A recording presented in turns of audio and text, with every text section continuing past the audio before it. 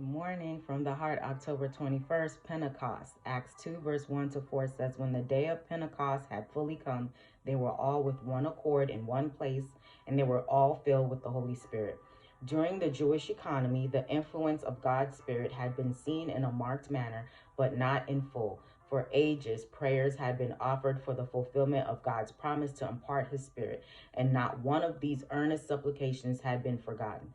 Christ determined that when he ascended from this earth, he would bestow a gift on those who had believed on him and those who should believe on him. What gift could he bestow rich enough to signalize and grace his ascension to the mediatorial throne? It must be worthy of his greatness and his royalty. He determined to give his representative, the third person of the Godhead. This gift could not be excelled.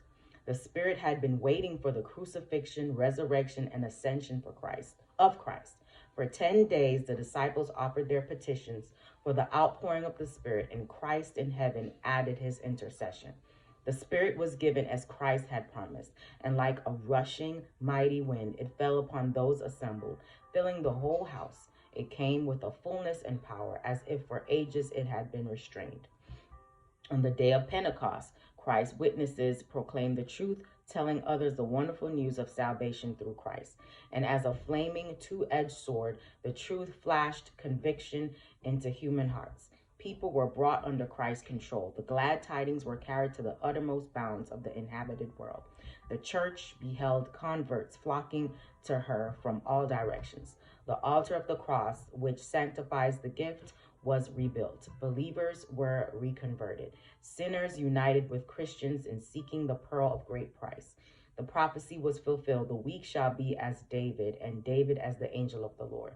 Every Christian saw in his brother the divine similitude of benevolence and love.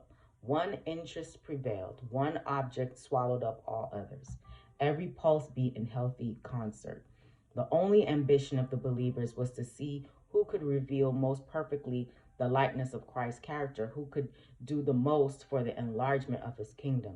The Spirit of Christ animated the whole congregation, for they had found the pearl of great price.